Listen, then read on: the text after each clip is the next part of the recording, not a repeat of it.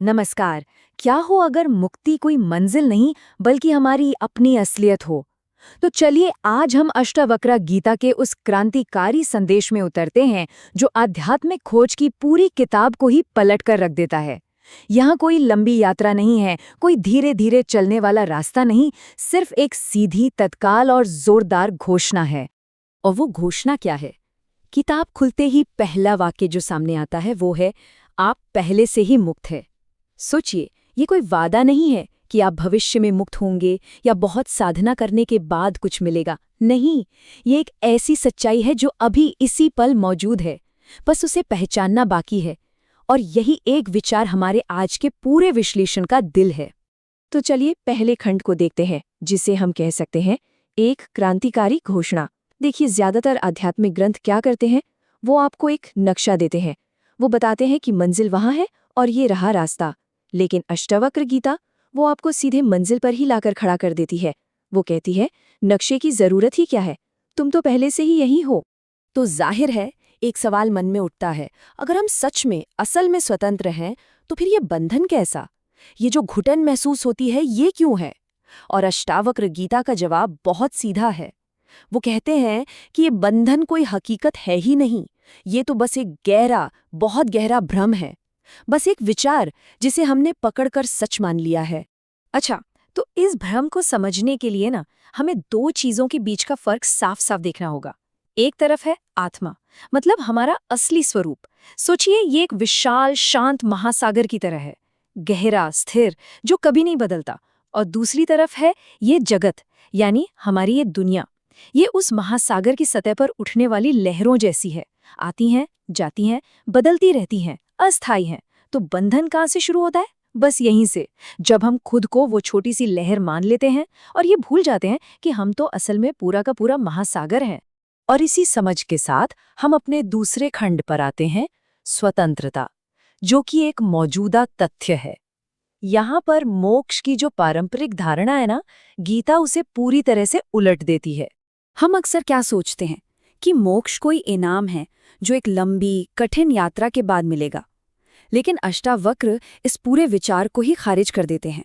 वो कहते हैं, मोक्ष को पाना नहीं है, क्योंकि वो तो आपका स्वभाव ही है।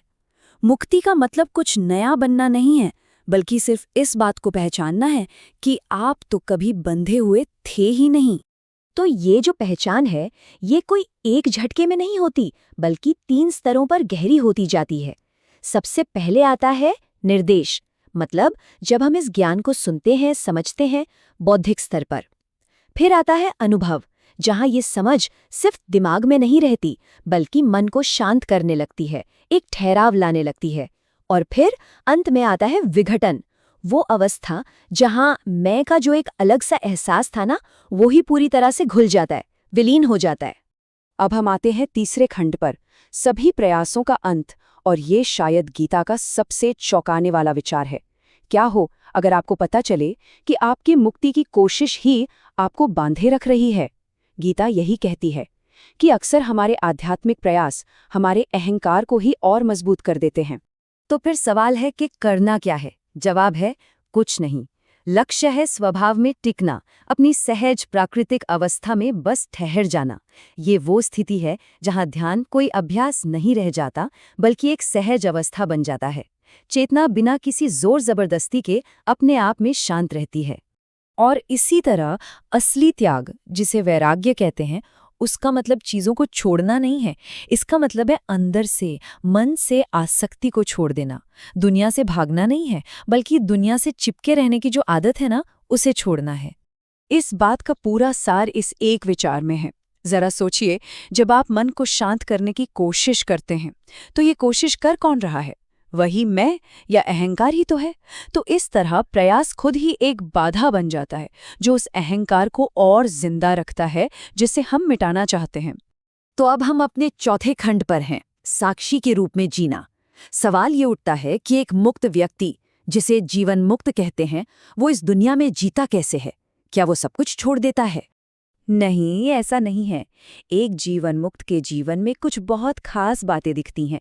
वो काम तो करते हैं, पर उनके अंदर मैं कर रहा हूँ वाला अहंकार नहीं होता।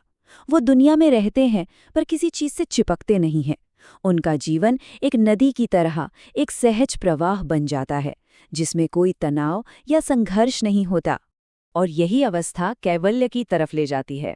इसका शाब्दिक अर्थ है अकेलापन, लेकिन ये वो उदासी वाला अकेलापन बिल्कुल नहीं है। ये तो संपूर्णता का वैभव है। ये वो एहसास है जहाँ ये पता चल जाता है कि सब कुछ आप ही हैं और आपसे अलग कोई दूसरा है ही नहीं। और अब हम पहुंचते हैं अपने 5वें और अंतिम खंड पर, अंतिम विघटन। ये वो बिंदु है जहां सारे फर्क, सारे द्वैत और सारी अवधारणाएं उस परम सत्य में जाकर विलीन हो जाती हैं। यहाँ एक बहुत ही गहरा कथन सामने आता है, वास्तव में कभी कुछ नहीं होता।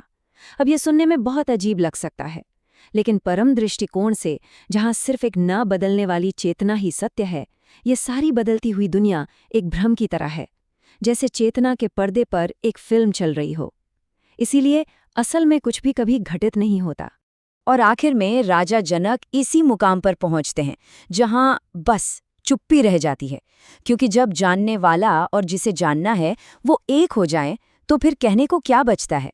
शब्द तो वहीं खत्म हो जाते हैं। ये अनुभूति इतनी पूरी है कि उसे बयान नहीं किया जा सकता। तो अष्टावक्र गीता के इस गहरे सफर में हमारे साथ चलने के लिए आपका बहुत बहुत धन्यवाद। इस विश्लेषण के प्रायोजक हैं श्री गणपत व्यास। आप उनकी वेबसाइट livedevoter.com पर और जानकारी पा सकते हैं। अगर आपको ये चर्चा, ये विश्लेषण पसंद आया हो तो हमें अपनी राय ज़रूर बताइएगा। पूरी प्लेलिस्ट भी देख सकते हैं। और हाँ, हमारे साथ जुड़े रहने के लिए सब्सक्राइब करना मत भूलिएगा। जल्द ही फिर मिलेंगे।